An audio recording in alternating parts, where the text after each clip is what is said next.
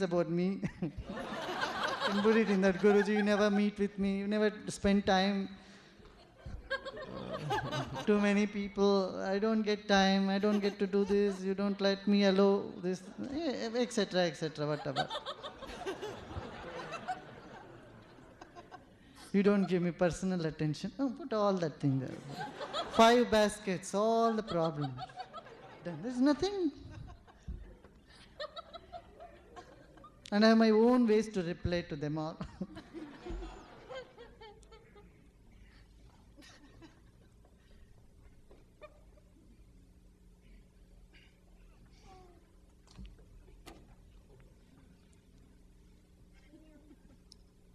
Life is too short to keep solving problem one after another, I tell you. Just wake up and walk ahead. Problems will get solved by themselves. You're not alone, my dear. Wake up. You're not alone. All the problems are getting solved. And there is some power with you who's walking you through all the problems. And when you feel that intense desire to offer, write it down, put it, give it, send it, do anything.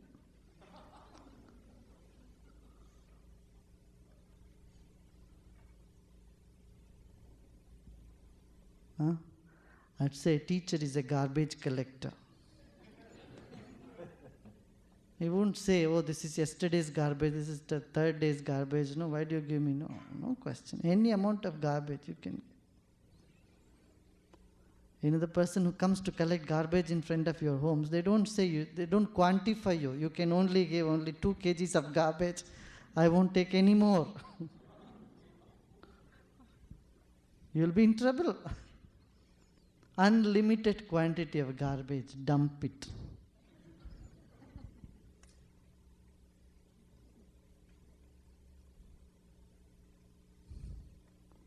And we have hesitation even to do that. This is irony. This is the irony. That we have hesitation to drop a garbage.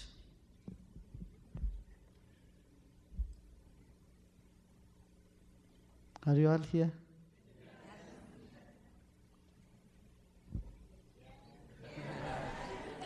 See, I have no shame, I tell you.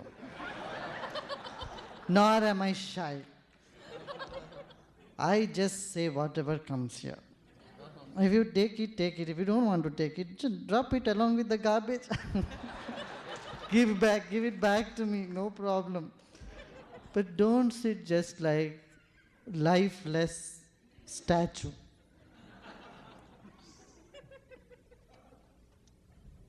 Yeah.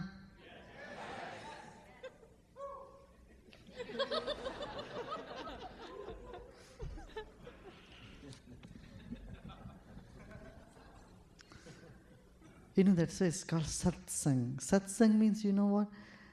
Where you can just drop all what people would think about me sort of things and authentically be there. 100% authentic company. The company of the truth.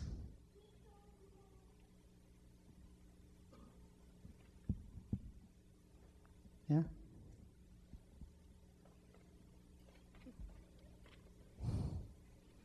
Okay, now we'll see the questions.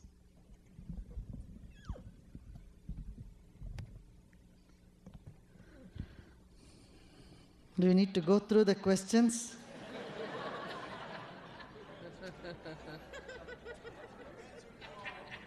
Answered them all. You can sort them for us.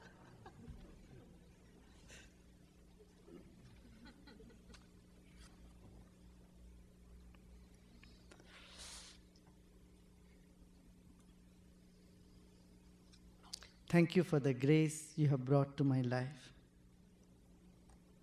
How does one attain optimum physical health?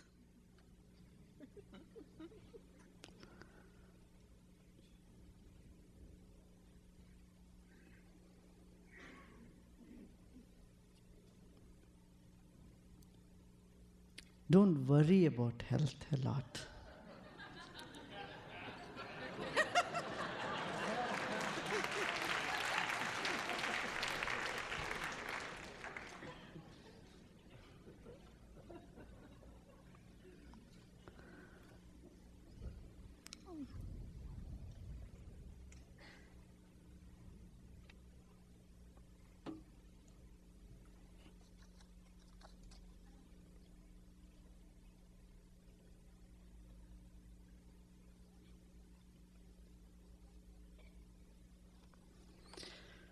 Could you speak on non-causal joy? Non-causal joy. You know, the cause and effect is again an illusion on one level. You know, some of you have this problem, okay, I read all these books, I know all this knowledge, but in practical life it is not applicable. So what is the use? How many of you have this sort of question? Raise your hands.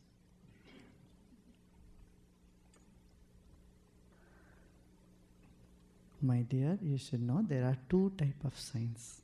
One is the pure science, another is the applied science. You learn about thermodynamics, aerodynamics, but all that you learn in physics, thermodynamics, aerodynamics, all that is not applicable everyday life, is it? But the knowledge of it helps you in some point of time. You can just learn being a mechanic, how to repair a car. You take a diploma course, not even a diploma, 3 months, go and sit with a mechanic, he will tell you how to fix a car. But that is not enough to be an engineer. An engineer will have to know the whole mechanics, the dynamics of how the car functions. Right? So all that you, as a theory you read, you study, may not come to your day-to-day use, but never discard them. Sometime in life they will come to your use, your help. It should just be there. Are you getting what I'm saying?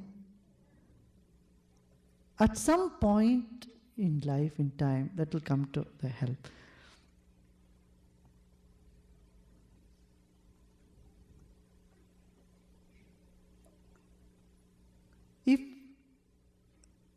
If you see only practical application of knowledge, then nobody will study physics and chemistry, the pure science. But without pure science, there is no depth.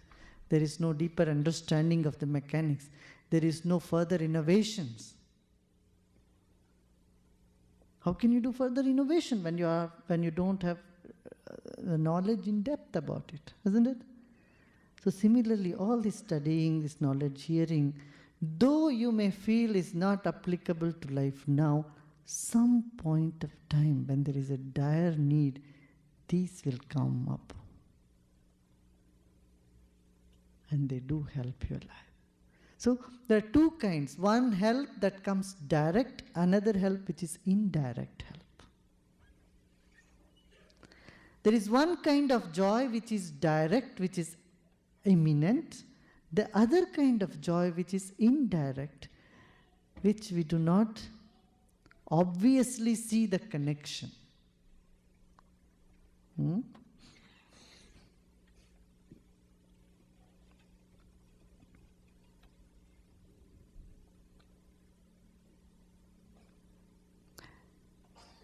Like brushing your teeth every day give you any great joy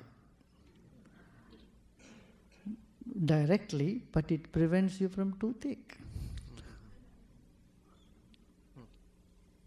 It helps you from not having toothache. So in that manner, it is aiding your happiness, joy, indirect manner. Same with disciplines. Sometimes the disciplines that you practice, exercise or yoga, meditation, may not give you an immediate pleasure or joy or happiness, but in an indirect fashion, they do aid your growth. Are you getting what I'm saying?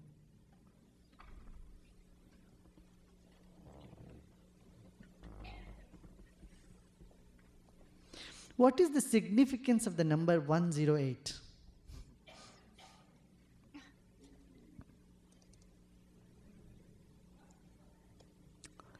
Significance is what we attach to it. But one of the significance that people have attached to 108 is there are 9 planets. They counted 9, though there may be 10 or 11. So 9 planets and 12 constellations. So when 9 planets move through 12 constellations, they make 108 changes. Of these 108 changes, there may be pleasant, unpleasant, whatever, to nullify the unpleasant and to increase the pleasant effect of these changes, they would chant the mantras or the sounds so many times. This was an ancient way to do that.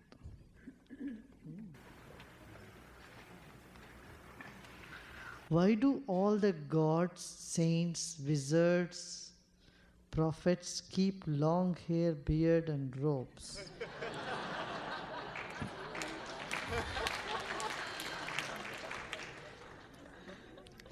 That's just their uniform, so you can recognize them.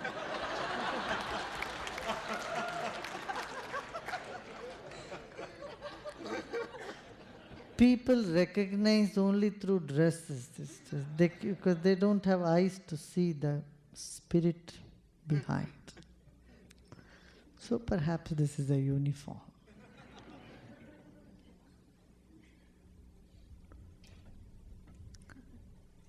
There was one Indian freedom fighter. He is a great scholar. He had written many books and all. Bankim Chandra Chatterjee or some, Bankim Chandra ji. He was invited for a dinner in the British time. He was invited for a dinner for his scholarly thing, and he was supposed to wear a coat and proper dress with a tie, coat and all that suit. But he just walked with a robe like this, dhoti and a simple shirt. He was not allowed in. So he went back home and he put on the suit and came. And in the dining table he was sitting. When the dinner was served, he was feeding it into the pockets. People asked him why. See, I was not allowed to the dinner. It's only this coat that could let me inside this place. So I'm feeding the coat. And he used to say, come on, eat. You eat. You eat.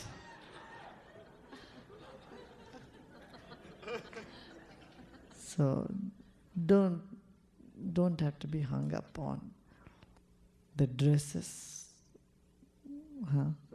long hair and beard. This is just, I don't have time to do all that shaving. Okay. These are not an essential requirement for spiritual growth. Just wake up and say, you are connected to God, however you are. It's like, a mother looks at some children are happy and cheerful, some are all the time whining and wailing and crying and complaining. So you choose what type of child you want to be.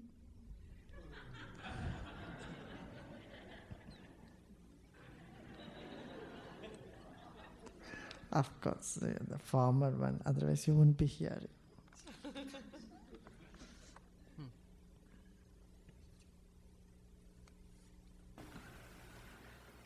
Are we all God really? Is this absolutely 100% reality? Please expound on.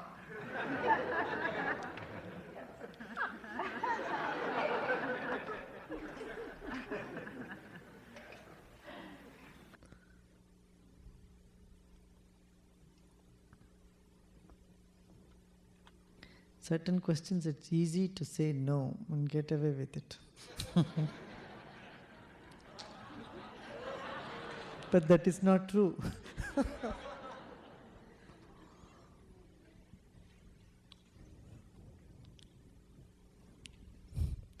Forget about God. First you have to tell me what is your concept of God. But if you just say God is love, I tell you, you are love. Even if you are angry, upset, frustrated, whatever state you are still love. Love distorted, fermented, spoiled a little bit here and there. All the negative emotions are nothing but distortions of love.